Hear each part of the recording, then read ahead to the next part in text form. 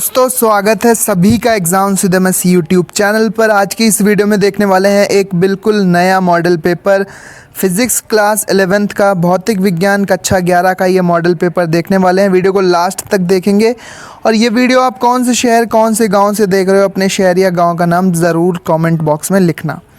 तो 70 नंबर का पेपर होगा। 3 घंटे 15 मिनट टाइम आपको मिलता है लगभग। तो फिजिक्स क्लास 11th का ये पेपर सभी बोर्ड के लिए इम्पॉर्टेंट है। वीडियो को लास्ट तक देखना क्योंकि सारे प्रश्न इसके इम्पॉर्टेंट है। सबसे पहले 6 बहुविकल्पीय प्रश्न दिए गए हैं।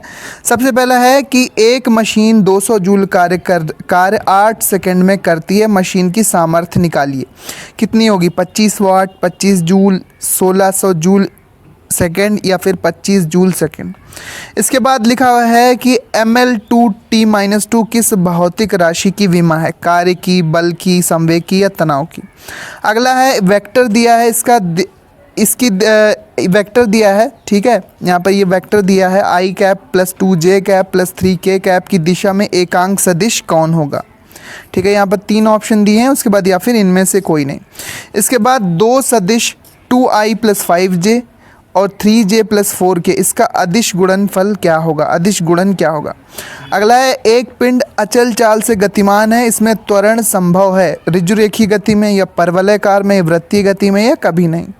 और अगला है प्रश्न यहाँ पर लास्ट बहुविकल्पीय प्रश्न की एक कण 25 सेंटीमीटर त्रिज्या के वृत्त पर 2 परिक्रमण प्रति सेकंड की गति से चल रहा है, कण का त्वरण क्या होगा? ठीक है, एक कण का जो वृत्तीय पथ पर जो परिक्रमण है यानी कि 1 सेकंड में 2 चक्कर लगा लेता है एक कण, ठीक है।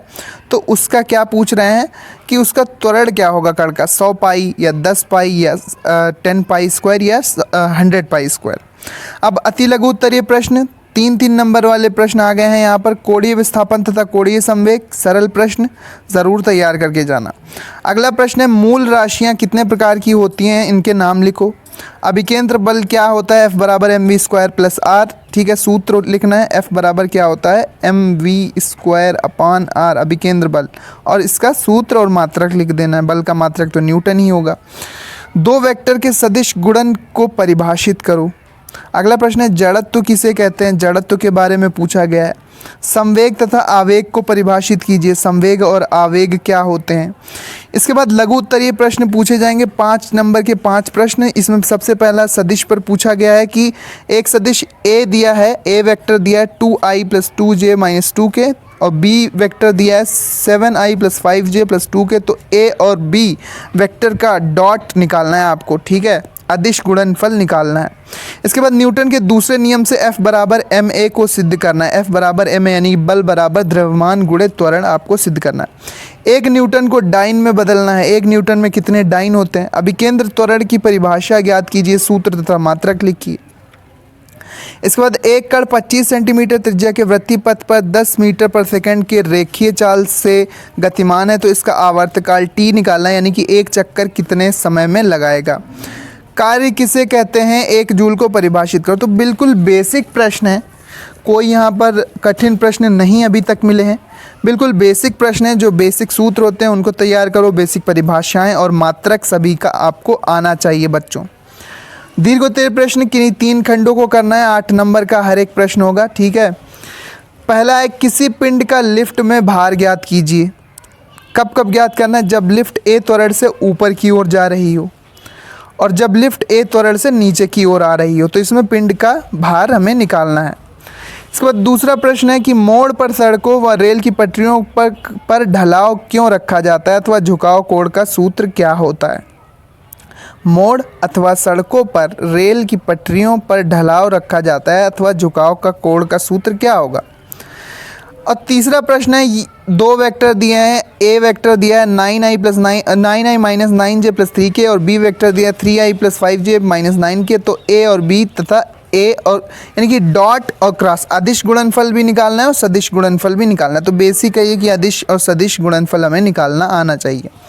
प्रक्षेप गति किसे कहते हैं? जो परवलयाकार गति होती है। थीटा कोण पर हम कोई पिंड को फेंकते हैं, ठीक है। थीटा कोण पर पिंड को फेंकते हैं तो इस प्रकार की जो गति होती है उसे परवलय गति कहते हैं। इसमें ये r होता है, ये मैक्सिमम हाइट होती है, ठीक है। रेंज यानी कि परास, उच्चतम ऊंचाई, ठीक है, ये सारी चीज़ें होती हैं। प्रक्षेप के पथ का समीकरण की स्थापना कीजिए, यानी कि प्रक्षेप का पथ परवलयकार होता है उसकी स्थापना करना। देखो यहाँ पर 4 प्रश्न दिए हैं, करना कोई 3 है आपको, हर एक प्रश्न 8 नंबर का है। अब रही बात इसके पूरे सॉल्यूशन की, बहुविकल्पीय प्रश्न आपको ज़रूर आते होंगे, लेकिन इसका सॉल्यूशन हम पूरा लाने वाले हैं। पहले अलग अलग कोड के पेपर हम यहाँ पर दिखा रहे हैं जिससे आपकी हेल्प हो सके। तो इस क्वेश्चन पेपर को ज़रूर सॉल्व करना। अगर आपको इसका पूरा सॉल्यूशन कॉपी पेन पर चाहिए है तो कमेंट में ज़रूर लिखना कि आपको इसका पूरा सॉल्यूशन चाहिए। सो मिलते हैं अपने नेक्स्ट वीडियो में। एक बार फिर देख लीजिए, यहाँ पर सबसे पहले 6 बहुविकल्पीय प्रश्न मिलेंगे।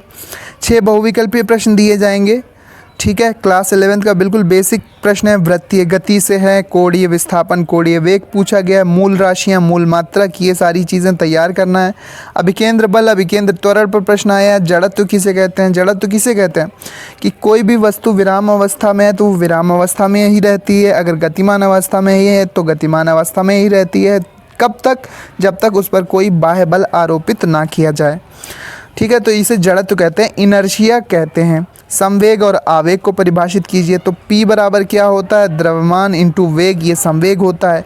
और आवेग क्या होता है? आवेग होता है बल गुणे समय। आवेग का सूत्र क्या होता है? बल गुणे समय अंतराल, F इंटू डेल्टा T, ये होता है हमारा आवेग। तो संवेग और आवेग को परिभाषित कर सकते हैं आप, सूत्र के अकॉर्डिंग भी परिभाषित करते हैं।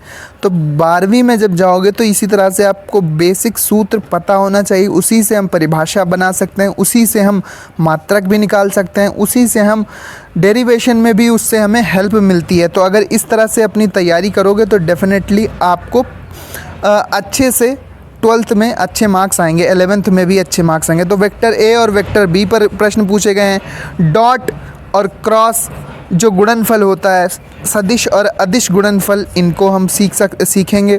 न्यूटन F बराबर ma को द्वितीय नियम से सिद्ध करना है कि जो बल बराबर होता है वो द्रव्यमान गुणे त्वरण होता है।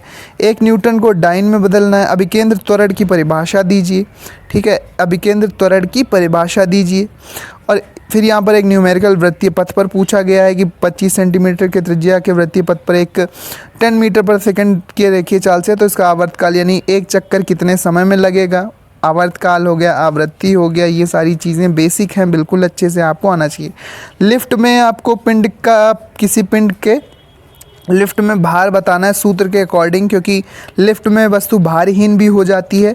तो वो केस पूछा गया है कि जब लिफ्ट ए त्वरण से ऊपर की ओर जा रही हो तो क्या भार होता है, और ए त्वरण से अगर नीचे की ओर आ रही हो तो क्या भार होता है। ये लिफ्ट पर एक प्रश्न अच्छा सा पूछा गया। इसके बाद मोड़ पर जो ढलान रखा जाता है उस पर और झुकाव कोण का सूत्र बताना है, और वही सदिश और अदिश गुणनफल। और प्रक्षेप गति में आपको 3 सूत्र याद करना होते हैं, एक तो महत्तम ऊंचाई का सूत्र, एक परास का सूत्र और एक उड्डयन काल का सूत्र, यानी कि जो प्रक्षेप फेंका गया है वो कितने समय तक हवा में रहा। सो मिलते हैं अपने नेक्स्ट वीडियो में। इसी तरह के इंपॉर्टेंट वीडियोस के लिए चैनल को सब्सक्राइब कर लो। मॉडल पेपर लाता रहूँगा। इसका PDF आपको हमारे टेलीग्राम चैनल पर मिलेगा, टेलीग्राम और व्हाट्सएप चैनल पर मिलेगा। दोनों के ही लिंक डिस्क्रिप्शन में दिए हैं, जाकर ज्वाइन करो। कमेंट ज़रूर करो, चैनल को सब्सक्राइब ज़रूर करो। बाकी मॉडल पेपर्स भी आने वाले हैं सारे सब्जेक्ट के।